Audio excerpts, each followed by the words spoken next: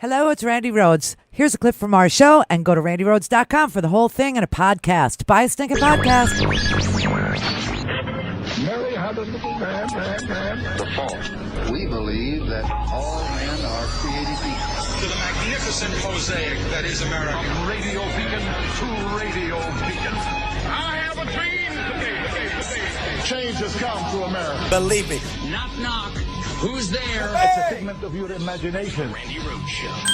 Turn up your mind. January 20th at high noon, he becomes president of the United States when he takes the oath. And any Trump administration official, including the president himself, who pretends to have power under the executive branch after that point is committing a federal felony punishable by imprisonment, in addition to whatever other crimes they might have committed.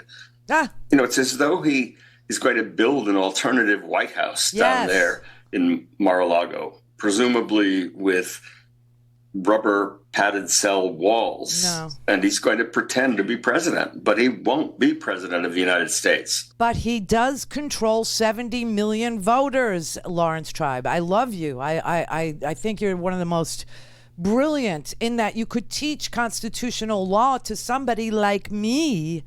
Okay, I just the pragmatic and simple way that you explain things helps people like me all day, every day.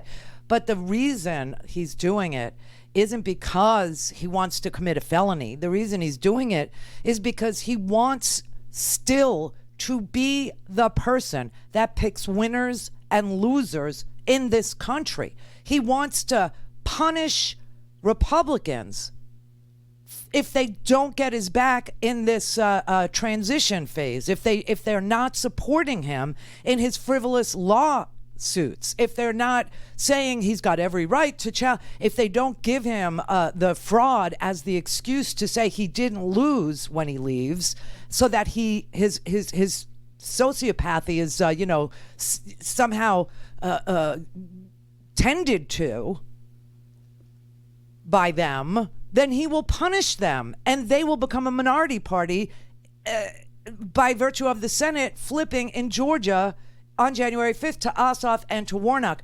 This is why. This is what's going on. This is what Donald Trump will do.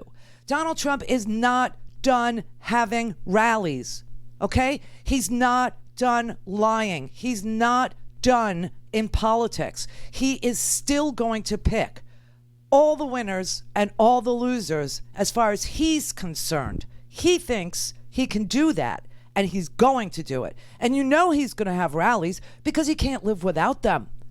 This is the only place where he gets to lie freely to people that just absorb it all as truth. This is the only place where he still gets to be fraudulent.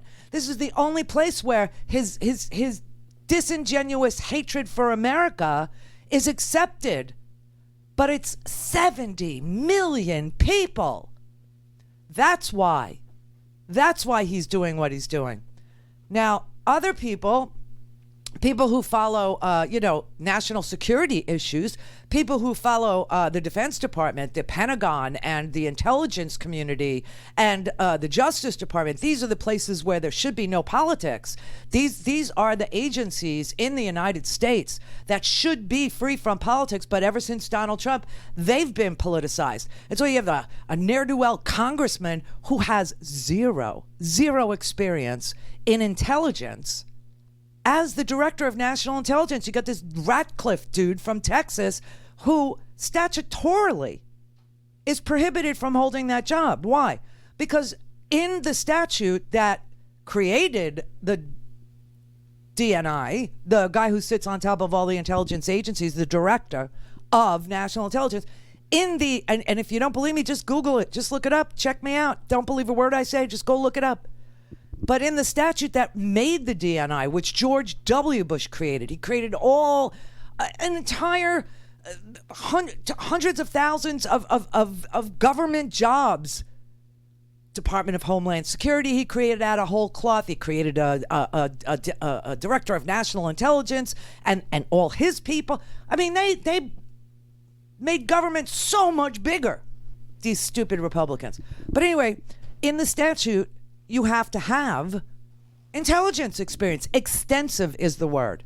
Now, you could debate what extensive experience is, but you can't say none is extensive. And that's what Ratcliffe does. So we have these certain parts of our government that were supposed to be free from politics. Bill Barr, the Department of Justice, supposed to be free of politics. The intelligence community is supposed to be free of politics. And the Pentagon is supposed to be free of politics. And Donald Trump is, like we said, I said this how many times, he's going to burn the whole thing down to the ground, because he is saying, if I can't have it, nobody can. It's like a bad breakup with a sociopathic boyfriend or girlfriend, okay? Where if I can't have her, or if I can't have him, nobody can. Nobody.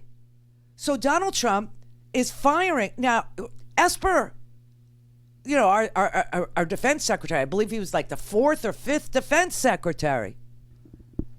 He was a Raytheon lobbyist. I mean, how obvious do you have to get when he picked Esper? Well, now Esper is not sufficiently loyal enough.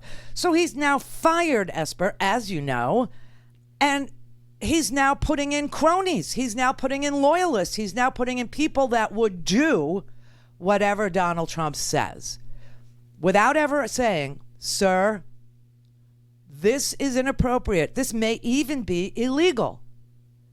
These orders you're giving to do X, and let your imagination go crazy, because Donald Trump is crazy, are illegal orders, or inappropriate, or anti-American, or not in the best interests of American citizens, whatever it is.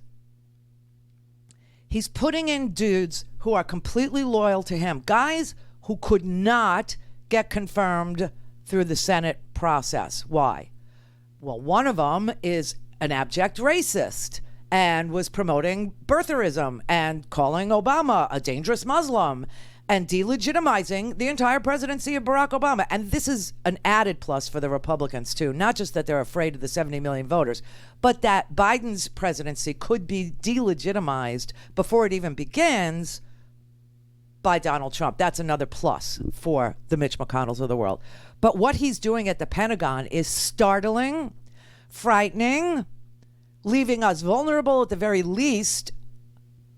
And at the other end of the spectrum, terrifying. Terrifying. They have now swept out people who have combined decades of experience in the military, defense, and national security. That institutional memory here at the Pentagon now absolutely gone. A lot of unease here, I would say, because they don't know exactly why the president did it. He's offered no public explanation, and a lot of anxiety because they have no idea what, if anything, President Trump may decide to do next, and whether these moves are paving the way for some kind of military orders by the president. So where do we stand? Let's look at the people involved. Mark Esper, defense secretary, pushed out, fired Raytheon unceremoniously lobbyist. by tweet. And now the man who has taken his place is a man named Christopher Miller, a former soldier in special operations until 2014, so very recently out of the military. Expertise in counterterrorism, but that's been his main portfolio for many years. Does not have the breadth and depth of experience that most secretaries of defense have as they come into office. Additional replacements: the policy chief, James Anderson, replaced by the person you mentioned, Jim, retired Brigadier General Anthony Tata. Anthony Tata is someone that could not get confirmed to a Senate job, so he's now basically filling in for Anderson. He has tweeted in the past about President Obama being a Muslim and a terrorist. He's now the policy chief at the Pentagon. And moving on, the intelligence chief, a retired admiral named Joseph Kiernan, who was planning to retire, nonetheless moved up and left yesterday. He is being replaced by a man named Ezra Cohen-Watnick. This man had been with Michael Flynn in the early days of the National Security Council. God. When Flynn had that job for a short time, he's been in several different jobs. In addition, the chief of staff here at the Pentagon's been replaced. So after Veterans Day, when everybody comes back to work tomorrow, the big question is, what happens next. A lot of people are wondering if Donald Trump's going to phone in some military orders. God only knows what kind or where or what. And that the reason that he is doing this with the loyalists, with the people who could not get Senate confirmation, the people who couldn't,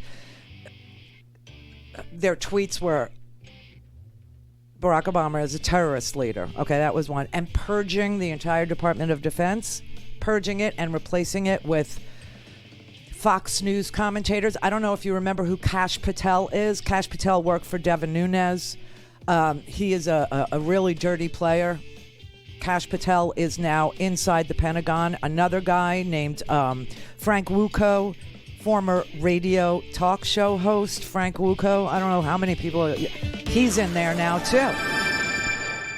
Go to RandiRhodes.com for the whole thing and a podcast. Buy a stinking podcast.